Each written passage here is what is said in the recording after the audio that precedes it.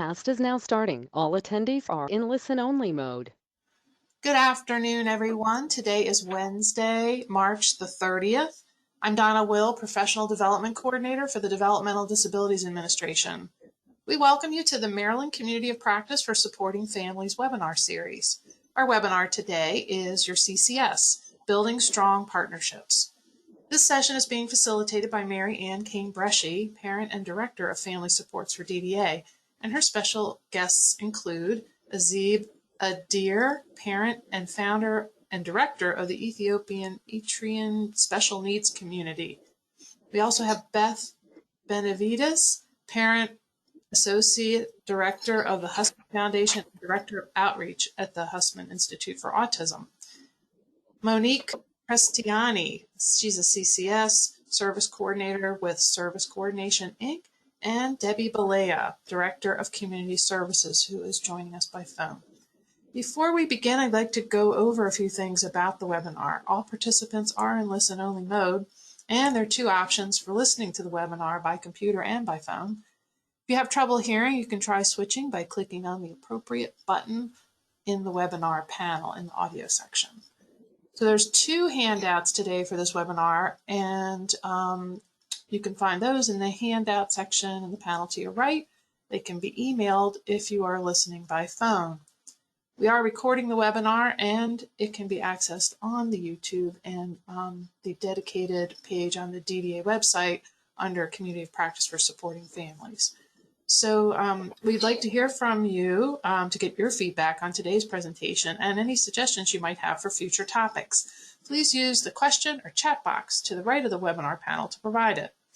If you have questions related to your family members' services, please contact your local regional office, and the list of contacts is in the handout section. There is one last thing before we move on, and that is polls. We're going to do two polls. So the first one is, where do you live? So these are broken up by region. So just click on the region that you are, and we have the counties partially listed. And we'll give that a few more seconds.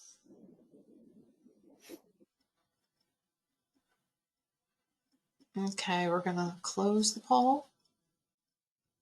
And then we'll share the results, and there we go. Okay, so it looks like 28% are from the central region, 18% are from the eastern, 41% are from southern region, and 13% are from western. So thank you for that. We're going to do one more. What is your relationship to disability? So the choices are a person with a developmental disability, family member, coordinator of community services, and DDA provider, or other. And we're almost at 80%, so I'm going to close the poll in just a few seconds, and then we'll share the results. Okay. Alrighty, so a lot of family members here today, 34%, 28% are CCSs, and 21% are providers. 16% said other. All right, so I'm going to hide that and turn it over to Mary Ann Kane-Bresci. Thank you, Donna. Thank you so much, and thank you to all of you for participating in the polls. So, on behalf of the Maryland Community of Practice for Supporting Families, welcome to our webinar on your CCS, Building Strong Partnerships. The purpose of this webinar series is to bring individuals with intellectual and developmental disabilities, families, and others together to connect and share information and ideas in an effort to support one another as we move through the pandemic and beyond. We discuss a variety of topics and concerns individuals and families face related to COVID-19, as well as everyday life. And we do this with our invited guests and subject matter experts, and always through the lens of charting a life course. Charting a life course is a set of universal principles and tools. Its fundamental principle states that all people, have the right to live, love, learn, work, and play, and pursue their aspirations in the community. It was developed by the University of Missouri, Kansas City's Institute for Human Development Family to Family program. And it was developed to help people with disabilities and families, first and foremost, create a vision for their good life. Think about what they're going to need to know and do, navigate and or develop the supports and resources they'll need, and just to overall discover what it's going to take to live the lives of their choosing and do it. At its core, Charting a Life course views the person within the context of family, however defined, and community. It recognizes the critical role families play in the lives of their family member. In particular, as a member of, for the purpose of this presentation today, as a member of their team.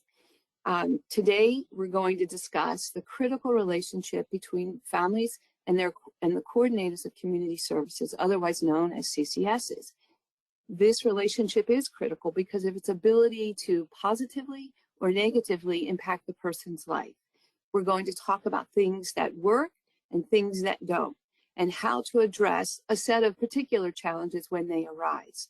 We do this with the goal of empowering families and CCSs to elevate the relationships to genuine partnerships in order to support the person to live their best life.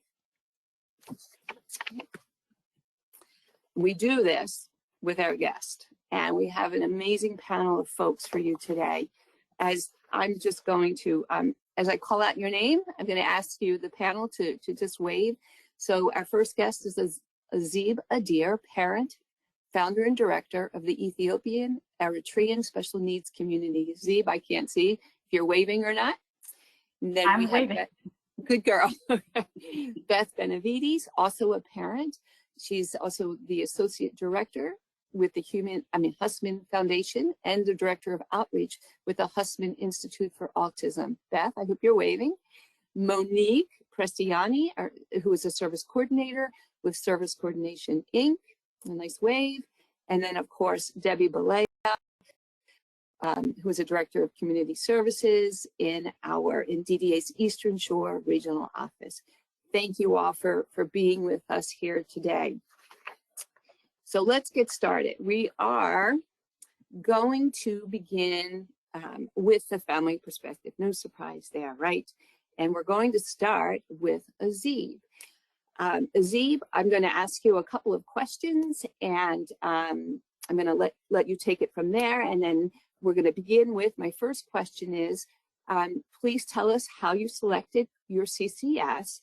And then I'd like for you to tell us about your experience, your current experience with your CCS, talk about what's the positive aspect, and then we welcome you to talk about your challenges. And then in the end, we are going to ask you to, what are some tips or requests or recommendations you might make?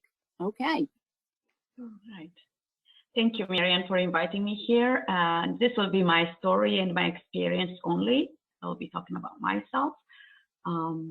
First, we started with DDA process, and my son was eligible, was found eligible, and then DDA sent me a list of providers. I received them, and I had no idea who to select.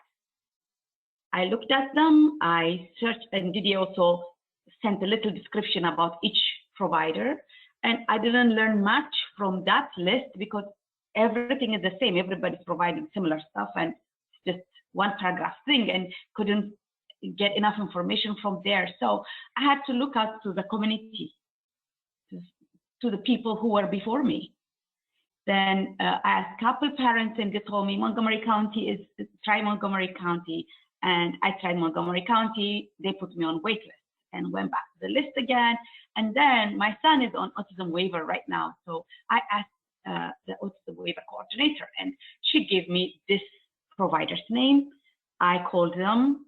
Very nice lady contacted me and talked to me, like very friendly lady. And very concerned about my son and about myself. And she asked me lots of questions, and I told her everything I know about my son. She took her time and gave me all the time to tell her about my son. And she sent me lots of paperwork, lots. And I filled out all those paperwork and submitted. And she would call me like once in a while and ask me some questions if there's any updates. And then I told her my son's IEP is coming and I'm not sure about his transition goals are good enough. And I want her to come and see all the transition process to start from early on so that she knows about my son and the school and everybody. So she was really said she would be so happy to represent my son or to come at the meeting. So I contacted the school. The school gave me, I have to sign a waiver for her to come in. So I had given her information to the school, in the school to her. They emailed each other, school coordinator and the CCS made through email. And that was all good. And I was so happy. And then it was around the IEP time and the school contacted me and how the IEP is going to go. And I told them to contact her and I really want her to be there. And the school was ready to do that. And then ring, a phone call. Hello, this is so-and-so. I'm going to be your son's CPS from now on. I was like, what? How about my son's IEP? What IEP? She has no idea. She can see the paperwork. She knows who my son is, just the paperwork. Everything I took to the first lady, down the drain. Yeah, that's tough. Another very nice lady. She said, don't worry, I can help you. Tell me what is the IEP and what do you want me to do? And again, I updated all my information to this new lady, and who was very nice also. Tried to help me in several areas when I had questions and what do you think about this? What do you think about that? I asked her and she gave me some information and we bonded really. I feel like for the parents, like when you find this kind of people and they're nice, like, okay, they can be my lifesaver, my child's lifesaver. That's how you think as a parent. That's how I thought as a parent. So, and again, I told the school, oh, by the way, the first IEP passed because there was no time for me to give this information and for them to sign waiver. There was no time for that. So it passed. Nobody from the CCS came to that meeting. So another meeting was this month. And this lady for almost 6, 7, 8 months, every month she calls, every month I updated. And it was very nice that they are following up every month with us. That's good. So what's the new thing about my son? I was so happy about that. Then again, this month is the IEP meeting. Just a week before the IEP meeting, ring. Hi, this is so-and-so from this. I will be your son. And this time I flipped, honestly. Like I said, you're a nice lady, nothing about you. But the first one, this happened, no one from the company or herself communicated or transferred the information. Now this lady, she asked me for my email address. How can, that's the most, like, when she asked me for my email address, that's when I said, no, I'm not going to talk to you. I'm sorry, don't take it personally. I need a supervisor. Then a supervisor came, and then a very nice lady, very understanding, and she said that shouldn't have happened. She apologized for the company. And from now on, she said, okay, from now on, your son is on our radar. I said, I don't want you to put my son on your radar. I want you to put everyone on your radar.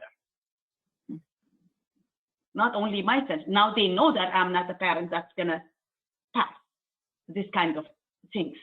And they said, oh, you took, and I asked about traditional and self-directed. And they said, oh, it shows here you had that training with the first CCS. I never did. Oh, she said immediately, no problem. We'll give you the training. That's no worries. But it's marked there as I took the training and that I did it. So in general, what the CCS is doing is all good, especially now. Once I talked to them, this happened 2 weeks ago. So once they talk to me, they're sending me lots of information, DDA information. Oh, you asked about traditional and self-directed. This is what DDA has, and they're trying to catch up and to email me more often now. Even in these 2 weeks, maybe 3, 4 times they contacted me, which is really good, but not because I was mad at them. It should have been the process from the beginning. That's I want to end it here. So the new case manager is handling this. And now the thing is, the new case manager is not comfortable to go to IEP meetings. And she has to ask her supervisor or somebody else has to come to the IEP meeting. I pushed the IEP meeting to the end of the year. So still that IEP meeting is in the air.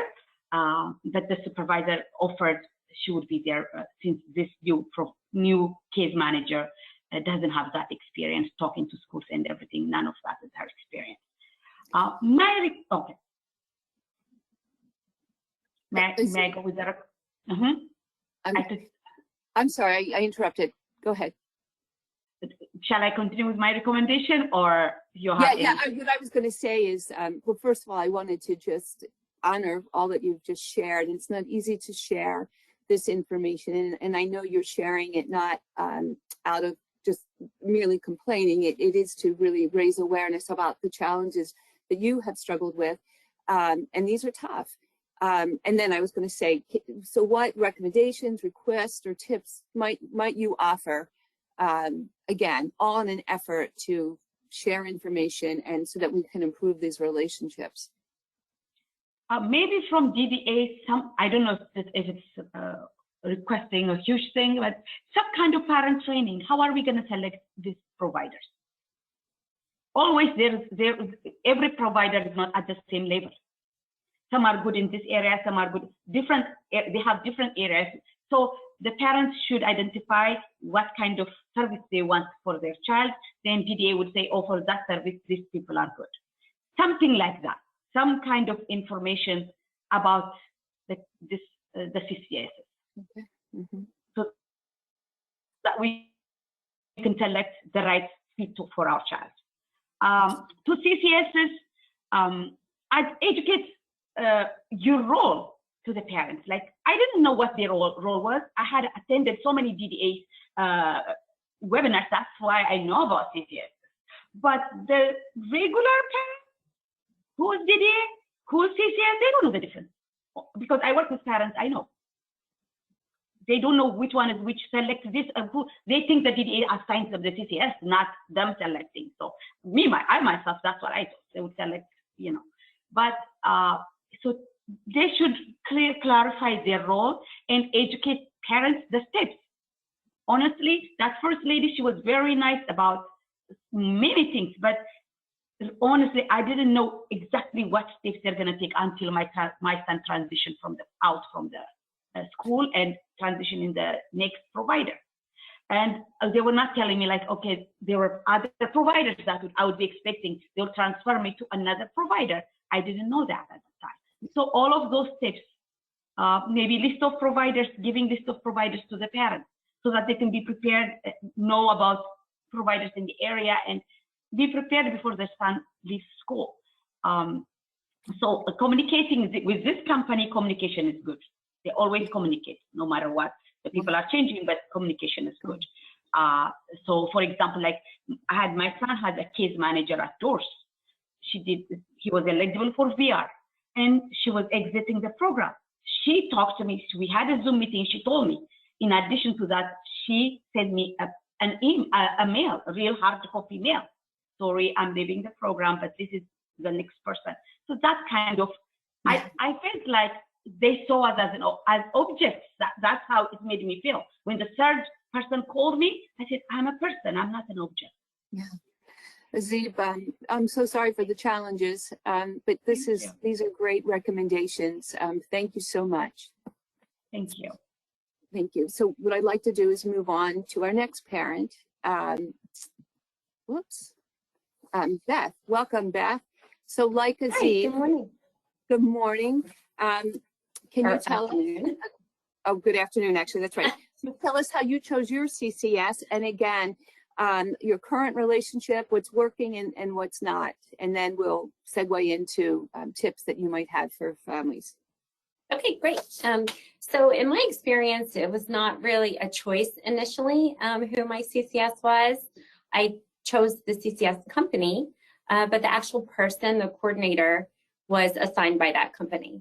And so while I was familiar with the company that I chose to provide coordination, I was not familiar with the person that that showed up at my door. The first CCS we had was a very kind young man. He was brand new to DDA. And given my son Kyle's complex needs, and I had a very basic knowledge of the process, I knew we were interested in self-directed services. I just requested someone else, someone with more experience and someone who really understood self-direction. We were very pleased with the person that was subsequently assigned. He was knowledgeable, kind, he was a great listener. He never rushed our appointments, and he would take my questions no matter how many times I asked the same thing differently. He was very patient with me, and so I will always be thankful for that. Then he retired, and that was right before we got over the finish line. He helped us with our PCP and our budget, and we were almost there. I felt confident that we could get over the finish line, and a new CCS was assigned to us. She's, again, very young and new, but wonderful, and we worked quickly to build a successful relationship with her as well. So I think, in terms of what's working now in our relationship with her, we share information with one another openly. We ask lots of questions of each other. And I think what I appreciate most is that the CCS does not know something. She's willing to admit that and willing to go further to find the answer. So for me, that's really helpful. I just want someone that's honest, and if you don't know something, you don't know something, but someone else will, and we can keep going up till we find the answer together. So I appreciate when she's honest about that. And it also works that our CCS is involved with us throughout the year, and not just when required, or not just at the annual meeting for planning the PCP. I really think of her as a member of Kyle's crew, and my son's name is Kyle, and we call everyone that is involved in his life part of his crew, and that's his team. And I share with her the ups and downs, the coordinator, I share with the coordinator the ups and downs, and when Kyle's having success and when he's struggling. I do that throughout the year. I share what's changing in his life, or what may be changing in our life as a family. And by keeping in touch with her regularly as a member of his crew, we're so much better prepared to advocate together for what Kyle needs. She knows Kyle's vision for a good life because we've taken the time to share it, and we always circle back to it, and I know that she supports it. In terms of challenges, I think the biggest challenge is that DDA is making a lot of changes as they continually seek to improve services. And sometimes it seems the individual, the family, and the coordinator are all learning about these changes together. That can be challenging. So I want to rely on someone who already knows the answer, and that's not there yet, because again, things are unfolding in real time. So I think that is just the biggest challenge. Yeah. Okay. And then what tips would you offer to families? Yeah. So, I mean, I think what I always tell parents is that advocacy is ongoing, and we have to acknowledge that. It's lifelong. It's not just when the IEP ends. And it doesn't, in fact, in my view, it becomes a much bigger, a much greater responsibility as our children grow and age. There's no entitlements. And so I think that's why advocacy is so much more important. Parents have to commit to being positive and informed. I always tell parents to share what's important to your child and your family when you meet with the new coordinator. These are short-term goals, long-term goals, how you prefer to be communicated with. If it's important to your child to know who's going to be showing up at the door for the first time, send a picture in advance, write a little blurb about yourself. Let that individual get to know who you are in the same way that you're coming to get to know about them. Again, think of the CCS as a team member, not just someone who works for you and your child, but someone who works with you and with them, alongside them. And then I always say, hold yourself to the same standards you expect of your CCS. So if you want the CCS to be prompt and responsive to you and respectful, then treat them the same. If they ask for you to review a plan or sign a document, respond promptly. Timelines, deadlines, they come up quick. DDA is important to us as family members. It's important to the individual with a disability. It is so important to my son. For many of us, it is the key to our children living a good life. So respect that. It's not just a government service. So those are my tips. Absolutely, and thank you. Beth and Azib, just thank you for sharing your stories. They're powerful. They really do highlight those things that some successes and things that are working well as challenges. And these are both, we have to keep both of these in mind as we move forward and as we think about how we might better strengthen these partnerships. With that, I'd like to move to the perspective of a coordinator of community services. And we're fortunate again to have Monique Prestiani with us here today. She is with Service Coordination, Inc. Welcome, Monique. Hello, thank you all for having me. I'm so honored to be here and to be speaking with you guys today. And so I think that the parents on our panel kind of touched a little bit about some of the transition and some of the things that happen when we are coordinators and we're working with families and individuals. And I think that one of the things that's really important to know is some of the terminology that we use and that we talk about. And so we talk about CCS, meaning us, the service coordinator, in our role for somebody's person-centered plan for their DDA services.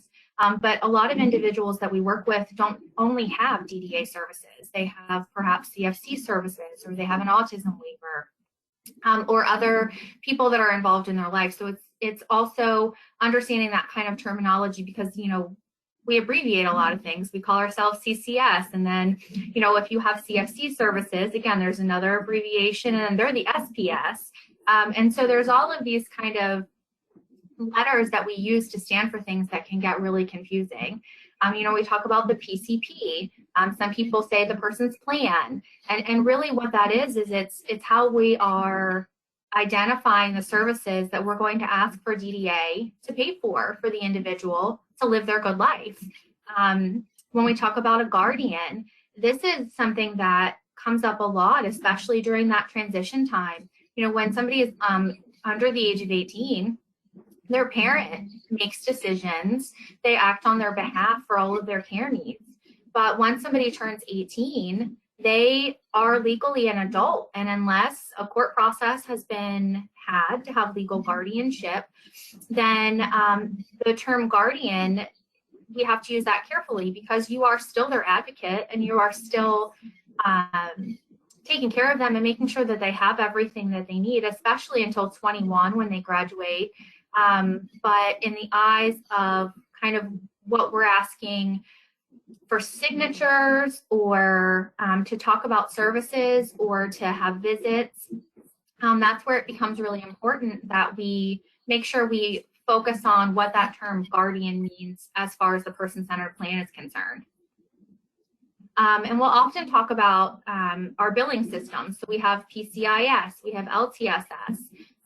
When somebody self-directs, like the parents on our panel, LTSS is kind of what we use to determine the budget that's available. And providers will talk about, you know, what they need in a plan, or how we're going to put those hours in. And then we talk about services. And again, we abbreviate these services. We say PSS, we say CDS. And so what these all are, there's options of meaningful day services, which can be community development services, which we often call CDS. You can have a traditional like day habilitation program, and that's when there's like a brick and mortar building that a person goes to. And then there's various job supports for individuals who are interested in working or exploring employment. And then there are residential services. There are a lot of different residential services that individuals can have access to. And then there are support services as well. So we talk about personal support services that are in somebody's home. We have nursing support services, environmental modifications, vehicle adaptation. So there's this huge list of services that we talk about and have access to. And so the best way to determine those services for your plan, or for a person's PCP, is making sure that when you're talking with your CCS or your service coordinator, that you're really getting the most out of that plan that you can. And the way to do that is by sharing, Beth, as you said, so much information. You know, really all of the information that you can share about the individual that is receiving the services. What is their good life? You know, what does that really mean to that person? And so, you know, we have to talk about it in terms of a good life and not in terms of, well, these are the services and how do we fit the individual into that box? How do we fit an individual into this service? We have to kind of take a step back and say, what does this individual's good life look like? What does this person want to do? What do they want to accomplish? Are there short-term goals, long-term goals? And when we use that kind of language, we can really then identify outcomes that we're going to put into the person's plan and then work to identify the best service that's going to support that outcome. And sometimes it's a DDA service, sometimes it's a community service, sometimes it's through a natural support. So, you know, we have to identify kind of where those gaps are, making sure that a person has all of their needs met in conjunction with everything that they want to do. And that's where, you know, the natural supports in that are super, super important because they fit in. You know your child better than anybody else. You have the most information than anybody else does. And so communicating that information, sharing that information, partnering with the individual, with the all provider agencies, the CCS, making sure that they know all of that information. And then also, you know, how do natural supports fit into helping to achieve outcomes? I was visiting with an individual last night, and previously, you know, services had always been talked about. Well, we want this service, so then, you know, we're going to think about volunteering. And I said to the individual, I said, well, what's your good life? Like, what do you want to do? And he goes, well, I want my book to be published and I want to go to England. And they are things that we had, you know, that had never been a topic of discussion because that question just hadn't been asked that kind of naturally and casually before. And I said, there we go. We have two fantastic things to work on. And now, obviously, going to England is going to happen through natural supports. You know, we don't have a DDA or community service that's going to take him to England. There are some assisted travel agencies that families can use, but that's going to predominantly occur through his natural supports. But we're still going to reflect it in his plan because it's something he's really enthusiastic about. He'd visited there before, he told me about it. And so we're going to see, you know, what do we need to do to make that happen? It may not happen in the next 12 months, you know, but it's still something for us to be talking about and figuring out what the path to take to get him to visit England again is. And then so, you know, that's where we're talking, you know, when he talks about wanting to publish his book. So then we're going to look at community resources because, you know, we don't have a DDA service that's going to publish a book for him. So we have to talk about, okay, you know, what's out there to get a book published, what publishing companies are there, and kind of start our research on that, on how that actually gets done.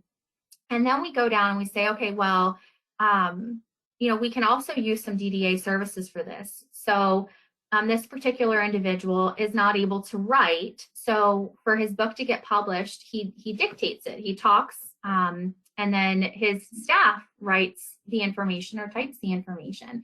And so that is something where, you know, his staff is really supporting him to reach that outcome, to increase independence in his own life. You know, it's not just about house chores and personal care skills. You know, there's such a big world out there that we can match community services, natural supports, and DDA services too.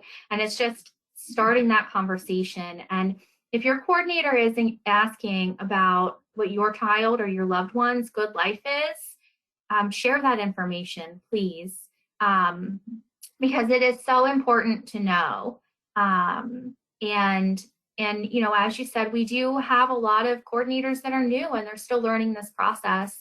And it doesn't mean that they're not good, because there are really fantastic people out there who work and support us. And we just want to make sure we're all, you know, kind of going back to that terminology, that we're getting those same terms so that we can all achieve the outcome that the individual wants us to achieve. Monique, thank you. This is fantastic. My question is this. So you are successfully supporting this individual and it appears his team to identify, well, first and foremost, the good life, outcomes, utilizing natural supports, community resources, so forth, and figuring out where DDA services fit in. And so it's wonderful, but there are times when maybe the team doesn't quite work so well together, or there's some challenges. And for the purpose of this webinar, maybe talk about the challenges between the family and the CCS, where maybe they don't agree, or things can go south quickly. And can you speak to some things folks might do, recommendations that you might make for families to improve, how they might work with CCSs to best support the individual that they're both serving? Absolutely. It's perfectly reasonable to perhaps not click with your coordinator. I mean, we're all people, right? And people click with people. And so, sometimes I think there can be miscommunication. There can be misunderstandings. And so I think first, if there is something that comes up that happens like that, is just, saying to your coordinator, like, hey, you said this and I'm not quite sure about this, or hey, this happened and I'm not really happy about this, or hey, this is going on and I really feel like I need more. And so talking to them and seeing if you are able to resolve a misunderstanding, a miscommunication, any hiccups that might come along the way, because sometimes it's just really down to maybe not understanding a term, and it's just something that happened that can be resolved and fixed with a conversation. Sometimes it can't. Sometimes you're looking for something else in a coordinator, somebody maybe, I remember Beth said that she asked for somebody who had more experience, especially with self-direction. And so, sometimes, the coordinator you're working with may need more support or may need help. And so that's where you can really loop in the coordinator supervisor to ask about. And I think Hazeeb did that as well. She looped in the supervisor, and you express your concerns to the supervisor. Hey, this is happening. Is there a way? How do we work through this? How do we get past that? So including the supervisor as a team member, and then getting their support in either moving past the problem, fixing the problem, finding solutions, or ultimately, if you need to request a new service coordinator, then the supervisor is going to be the one that helps you to best make that request, and then they'll assign a new coordinator. If you're not getting really what you need from the coordinator and the supervisor, you do have options to file a grievance. You can request a new CCS agency.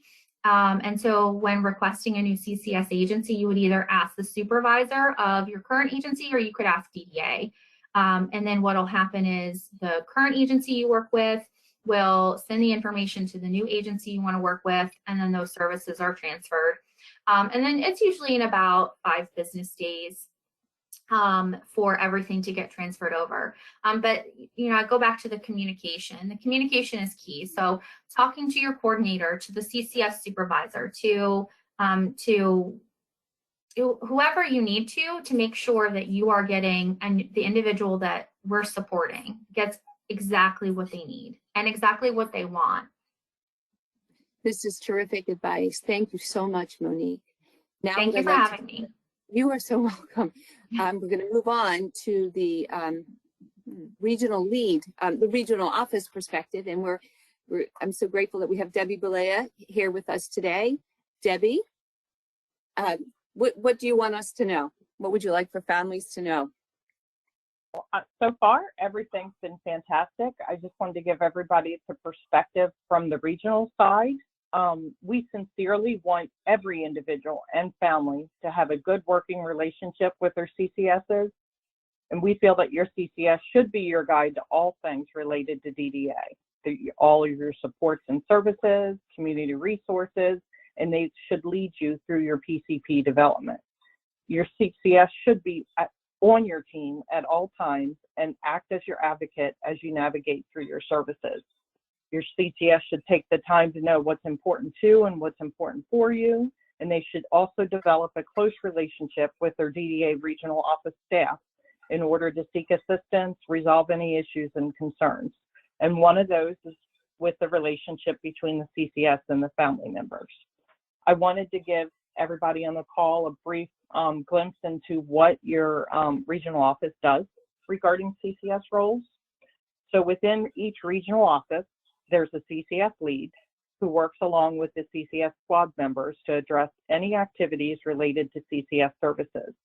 So on this slide, you can see that we, on a daily basis, provide technical assistance to the CCSs and agencies regarding things such as new policies, training, any of the CCS performance measures, any issues and concerns related to PCP development, submission, or any other issues the CCS may have.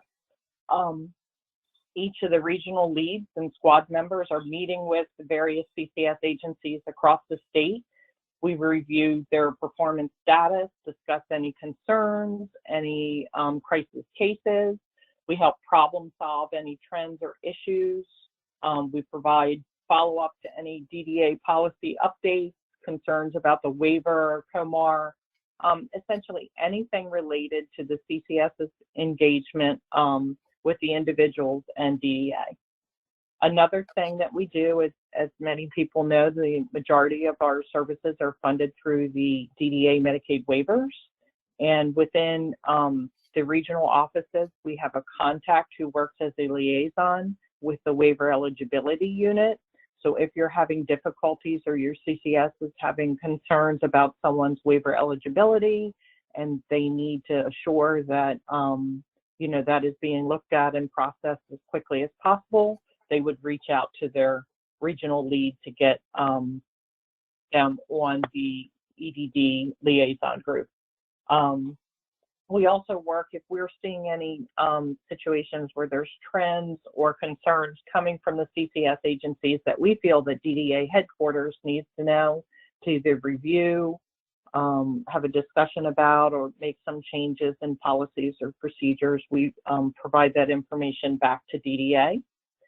We maintain regular contact with the CCS agencies regarding the current situation, which unfortunately, due to the public health emergency and some of the changes that forced upon individuals, CCSs may have childcare issues or other concerns, travel concerns, medical concerns. We have recently seen a significant turnover within each of the CCS agencies. We're talking to them about their training and retention processes, and we really want to get the CCS agencies back to full functioning where every individual is able to have a consistent CCS that gets to know the individuals or families and really has that working relationship. I was a CCS for over 20 years. This May will be my 30th year with DDA. So there is some commitment to being part of resolving this issue. I see the CCS role as being critical to the individuals, the family, and to DDA in moving our system forward. And so myself and the 3 other CCS leads and all of the various squad members are very committed to improving this process for you. And then finally, the last thing is assisting individuals and families with any concerns and identifying new CCS agencies to serve you. So on that topic, if you go to the next slide, there are times when the relationship between the individual, the family members, and the CCS may not be working. So we strongly encourage you, as Monique said, to follow the steps that she outlined of talking with your CCS, talking with your supervisor, even looking within that CCS agency to see if there's a different individual that could meet your needs. But at times, those issues and concerns can't be resolved, and it's then that you should be reaching out to your regional office and discussing your concerns and your options with the regional lead. I have spoken to the other 3 leads, and we're staying on this slide, but the next one, we have all provided you with our email and contact number so that you can call us and discuss any concerns or issues that you have. We will provide you with the names of the CCS agencies in your area, and we can answer some general questions about each agency. We cannot make a recommendation or refer you to a particular CCS agency, but we'll be happy to provide you with information, talk about some experiences, maybe even connect you to some other family members who have been in the same situation. And as noted previously, once we go through that process, we'll send you out choice letters for you to make your selection. And once that choice letter is returned to us, we make the change of CCS agency within the 5 business days. We give the current CCS agency a few days to close out any current work, billing, anything that they may be working on, and to prepare for the transfer. And then we notify the new CCS agency of their selection. Occasionally, we may need to make a change quicker than this process. And in these situations, you would work directly with your CCS lead in your region to make that happen. The role of your CCS within DDA is critical, so we will do whatever we need to do to ensure that you have the CCS supports and services that you need. So please reach out to any of us if you need us. As you see on the next slide, we have listed our lead contacts in Western. We have Jen Sova, she's our acting CCS lead. In Central, we have Nicolette Paparadamas, and she has been around for a while and is just fabulous, as well as Carol Bowman in Southern. She's our go-to. She's been around almost as long as me, but I'm leading the charge here with the longest experience, and I'm over in the Eastern region. So thank you so much for joining us, and hopefully if you need us, just reach out to any of us or the CCS squad members, and we're here to help. Debbie, I just want to thank you. This information is so useful, and I know folks really appreciate it. So thanks again for taking your time and being with us here today. I'd like to just draw your attention to a few resources, of course, Maryland, the DDA, our website, but on the website too, you can find the regional offices there. As well, you can find the listing of our current coordinators of community service providers too. Also today, we in your handout section, not only will you have a copy of the PowerPoint for this webinar, but we've also provided you with a Word document that does in fact list out the contacts.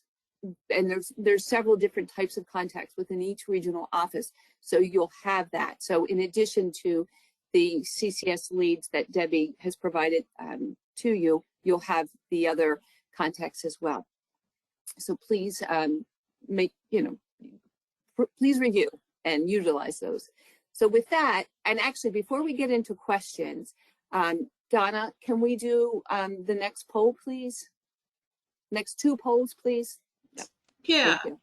Okay, so are you or the person you support receiving services through DDA? So it's yes, no, or I'm not sure.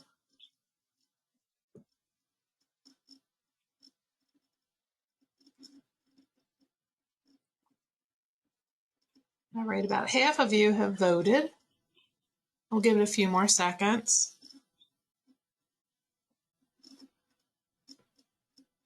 All right, we're going to close the poll. 74% said yes, 19% said no, and 7% said they weren't sure. All right, we're going to do one more. Were you satisfied with this webinar? Okay, so the answers are not satisfied, satisfied, and greatly satisfied.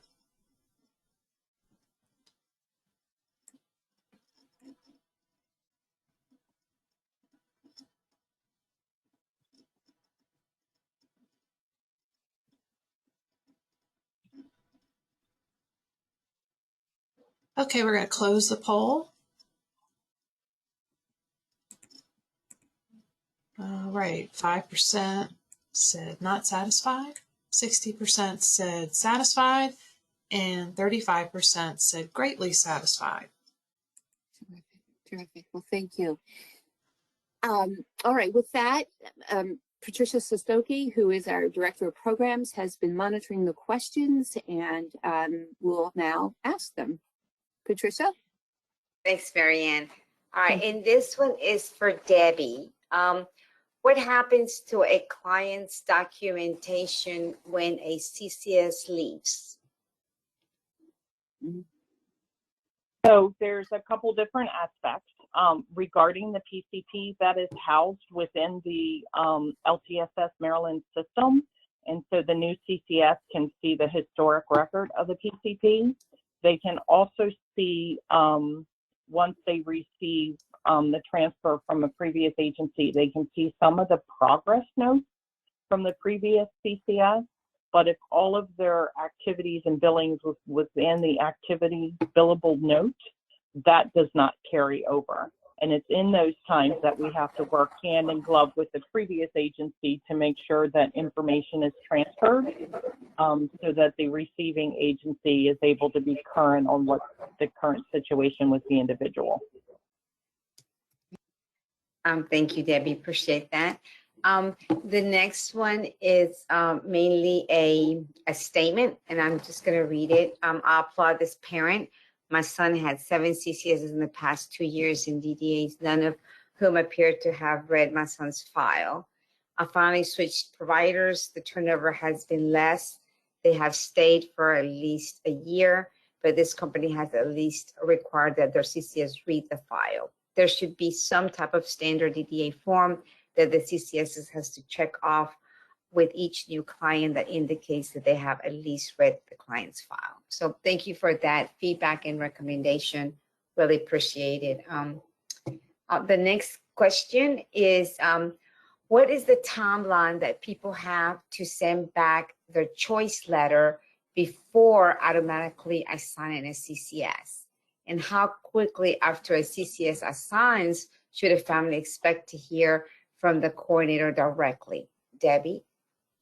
Sure. So typically we give 30 days, but if you have reached out to us and we've had that conversation, we can obviously make it happen sooner. We really do need the choice letter back as a form of documentation to make sure that, you know, we have it as part of our record that that is who you selected. But if after 30 days we haven't heard back, then we could do a random assignment. I think most of our practice would be to reach back out to you and be like, hey, you know, did you get the letter? Could you get it back into us and just follow up? But after 30 days, it's eligible for random assignment. Okay. Thank you, Debbie. Appreciate that. All right. So the next one is the statement. CCS works so hard to be person-centered on top of a stellar customer service. There is a lot in the background that a CCS is responsible for. We sincerely appreciate family concerns with newer CCSs. However, we all have the same goals in mind, make sure that the family is happy, the individual we support is happy. Parents also have to hold responsibility in reaching out to the CCS. And sometimes we lose touch with people who fail to communicate with us. So thank you for the comments in this webinar. So I'm just reading some of the statements. The next one is a question. Is there a way to interview a CCS agency prior to selecting the agency? Beth or Elizabeth, did any of you guys had an opportunity to interview the CCS before choosing the agency? No? Okay, they're shaking their heads for those of you who are joining us by phone. All right, Debbie, do you can you talk a bit about, is there a way to interview a CCS agency prior to selecting the agency? Sure. So typically what happens is if you reach out to us for the choice letters, within the packet that we would send you, because here on the shore, there's a couple of local health departments as well as some of the statewide agencies. And when we send you that packet, it has it has a brief description generated from each CCS agency explaining who they are, their philosophy, their contact information, et cetera. And I have had families call the the CCS agencies that they receive in the choice letter packet and just interview and discuss, you know, what their approach is, what they need, you know, contact information, things like that. Unfortunately, until they're not assigned to the agency, typically the CCS supervisor is not able to say, hey, this is who your actual assigned CCS will be. It's once they get that alert that they've received the new individual that the supervisor will identify a CCS that's available, and typically that contact, that assignment and contact happens within 3 to 5 days. Okay. Thank you, Debbie. This is another one. There's generally an initial involvement with the person, but not ongoing involvement. Why is that? So typically so do you want to talk a little bit about the involvement the CCS has with the person? And then what are the expectations, Debbie? Actually, I think Monique and I can sort of tag team on that one if it's okay with you, Monique, is, you know, upon assignment, then they would go out and meet with the individual and do that initial intake. And then based on that assessment, they continue into the different services that Monique had brought up with looking at natural supports and DDA and community resources. So I'll turn that part over to her. I think I want to make sure I understand the question clearly, because when we are initially assigned to somebody brand new, then we're working with them through that initial person-centered plan process in the DDA waiver application. So our contact is typically very frequent because of the timeline to get all of that in, and all of the questions and forms that have to be filled out. We have a lot of contact. Sometimes we have referrals that come to us based on individuals who are on the wait list. You know, they're in that kind of period before they would receive DDA services. Maybe they're still in high school, you know, middle school, elementary school. And so, you know, then we will have some ongoing regular contact to monitor their needs and make sure that all their needs are met with the services they currently have. And then once so we can then sometimes get transfers from other CCSs or other CCS agencies for individuals that already have a DDA waiver and already have a person-centered plan. And so then we're in contact to establish that relationship, to complete our ongoing monitorings and then our annual PCPs. Our requirement is once every quarter. However, if you would like more contact or less contact, you know, those are conversations that you can have with your coordinator. You know, there are some people who like a lot more discussion and contact and interaction with their coordinator. And so that's definitely a discussion to have, to say, hey, you know, I really want to see you guys once a month. I want to talk to you once a month. I want to, you know, whatever frequency works for the individual. It's important to communicate that to the CCS so that that individual is controlling a lot of that contact. So I hope that answers the question. Yes, thanks, Monique. Marianne, it's 1 o'clock, a little bit after, so I'm gonna throw it back to you. Okay, thanks, Patricia. We have one last poll. Don, if you could bring that up, please. Okay. Depending on the topic, will you attend this webinar again? And if you don't mind, while you're participating in that poll, I just would like to take the time to thank Azib and Beth for sharing your stories and your experiences with us. It's not always easy to do. Thank you for your thoughtfulness and your recommendations. I also would like to thank Monique for sharing your knowledge and your experience, and as well as Debbie. And both of you, the information you provided, really incredibly useful information. And just thank you. I want to thank Patricia for monitoring our questions, and Donna, and of course, Deputy Secretary Simons for making all of this possible, and all of you for being here. And I Hope you'll join us on April 27th for our next webinar on self-direction, living your best life. And with that, Donna, with the results of the poll, please. Okay, so 92% said yes, they would like to attend future webinars. No one said no, and 8% said maybe. So thank you for participating. Well, great. Well, thank you, everyone, and have a great day. Bye-bye.